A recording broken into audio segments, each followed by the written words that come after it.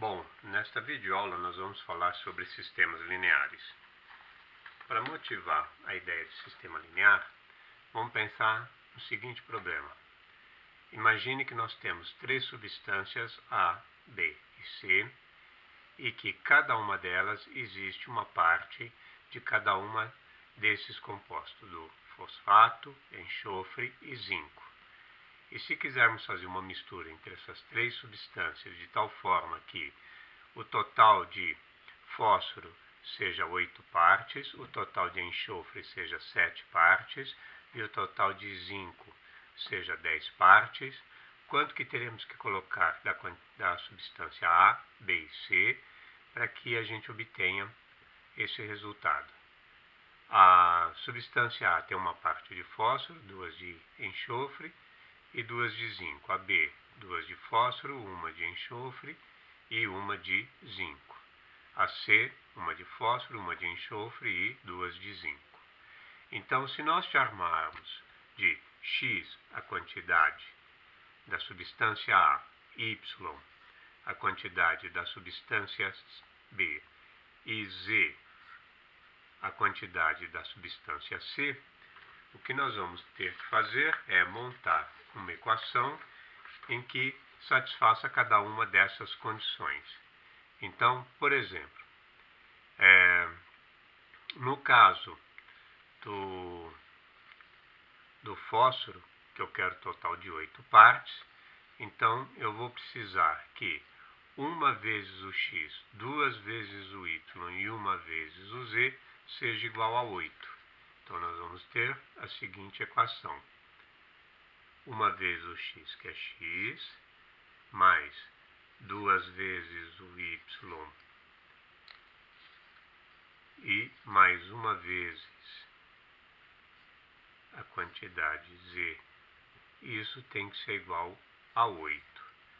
Então, quando eu misturar a quantidade da substância A mais a quantidade da substância B e mais a quantidade da substância C, sendo essas as partes correspondentes que cada uma tem do fósforo, então a soma dessas quantidades vai ter que me dar 8 partes de fósforo.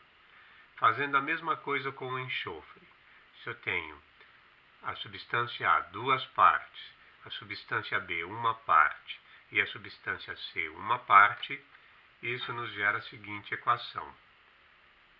Duas vezes a quantidade de A, mais uma vez a quantidade de B e mais uma vez a quantidade de C, isso tem que dar o total das partes de enxofre, que é igual a 7. E, fazendo a mesma coisa para o zinco, eu vou precisar de misturar duas vezes a quantidade de A, uma de B e duas de C, totalizando 10. Então, vou precisar de duas partes de A, uma parte de B e duas partes da substância C. Isso dando total de 10. E aí nós obtemos esse conjunto de equações que nós chamamos de um sistema de equações lineares. Sistema de equações porque nós temos mais de uma equação, linear porque as variáveis envolvidas, nesse caso x, y e z, que representa a quantidade de cada substância, são representadas de forma linear. Bom, como a gente vai fazer a solução de um sistema desse? Antes de mais nada, nós vamos ver o que seria a solução de um sistema linear. A solução de um sistema linear é justamente os valores de x, y e z que satisfazem simultaneamente essas três equações. Então, eu preciso encontrar o valor de x, y e z de tal forma que, quando eu substituir na primeira equação, dê 8, quando eu substituir na segunda equação, dê 7, e quando eu substituir na terceira equação, dê 10. Eu poderia, por exemplo, pensar com x valendo 1, o z também valendo 1, então a soma desses aqui daria 2, e aí, passando o 2 para o lado de lá, ficaria 8 menos 2, 6, e aí o y estaria valendo 3. Então, o valor de 1, 3, 1 satisfaz essa primeira equação. Mas quando a gente substitui na segunda, né, 2 vezes 1, 2, 2 com mais 3, 5, 5 com mais 1, 6, não satisfaz a segunda. Então, x igual a 1, y igual a 3 e z igual a 1 não seria a solução desse sistema. Nós vamos informar previamente qual é a solução desse sistema e depois, num outro vídeo, nós vamos mostrar como a gente pode chegar nessa solução.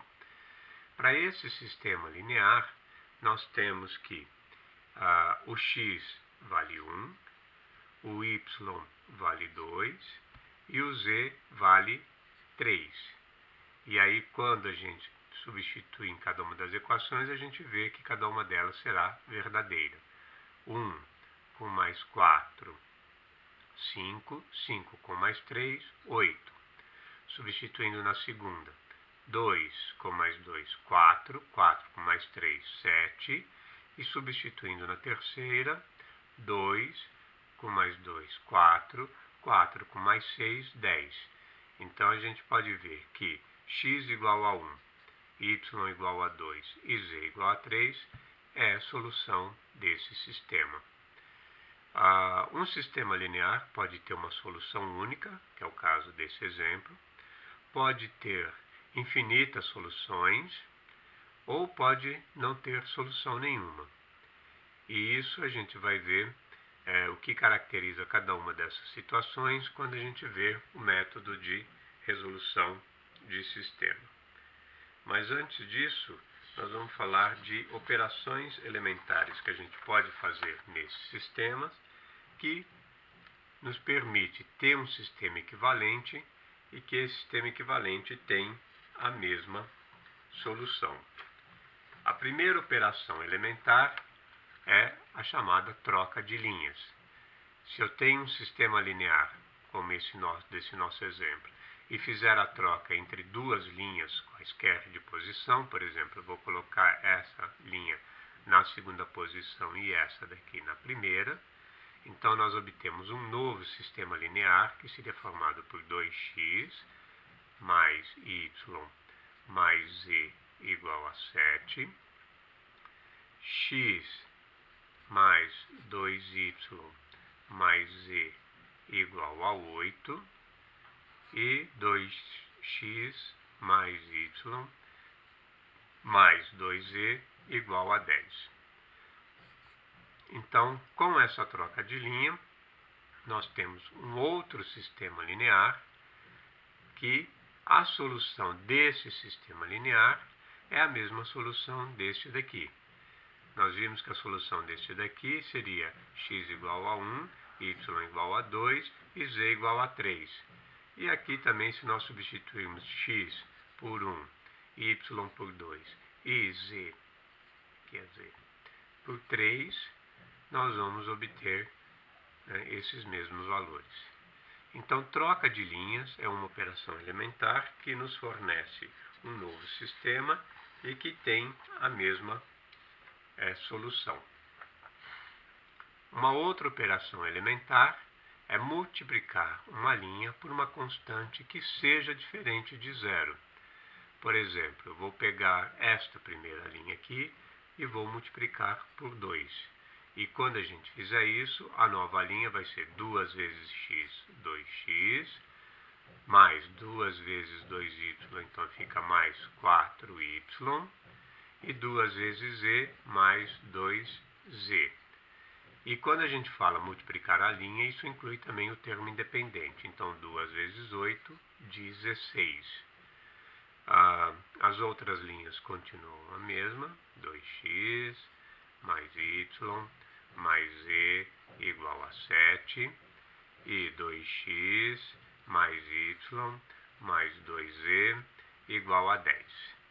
Então, nós obtemos um novo sistema linear e que a solução desse novo sistema linear continua sendo a solução desse sistema.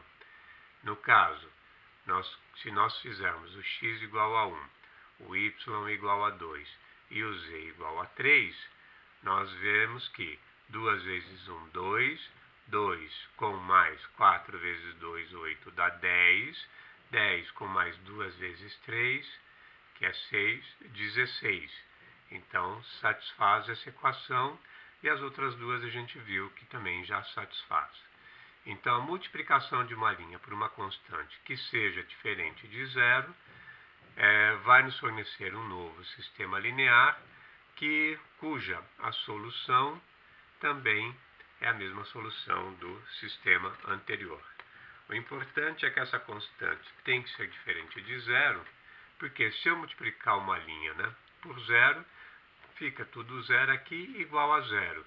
E aí você tem uma equação que é verdadeira para qualquer valor de x, y, z, e no fundo você acaba matando uma das equações, o que vai tornar o sistema com infinitas soluções.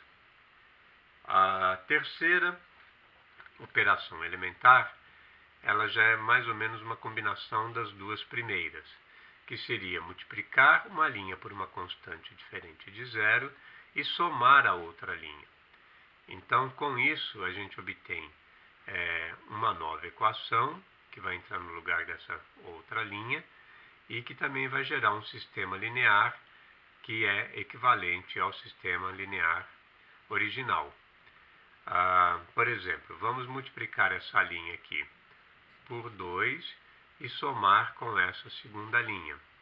Então, a primeira linha do sistema eu mantenho, x mais 2y mais z igual a 8, e a minha nova segunda linha vai ser justamente a resultante dessa operação. Então, eu faço 2 vezes o x dá 2x, com mais 2x, 4x, 2 vezes 2y dá 4y, com mais y, fica 5y, 2 vezes o z dá 2z, com mais z, mais 3z, e o importante é que quando a gente fala em linha, inclui também o termo independente. Então, 2 vezes o 8, 16, 16 com 7, vai dar 20, 23. A última linha a gente mantém, inalterada. Mais 2z igual a 10. E nós obtemos um novo sistema linear, cujas equações também são satisfeitas quando x é igual a 1, 2 e 3. Essa primeira a gente já tinha visto que é satisfeita com esses valores, essa última também. Vamos verificar essa nova linha que foi gerada.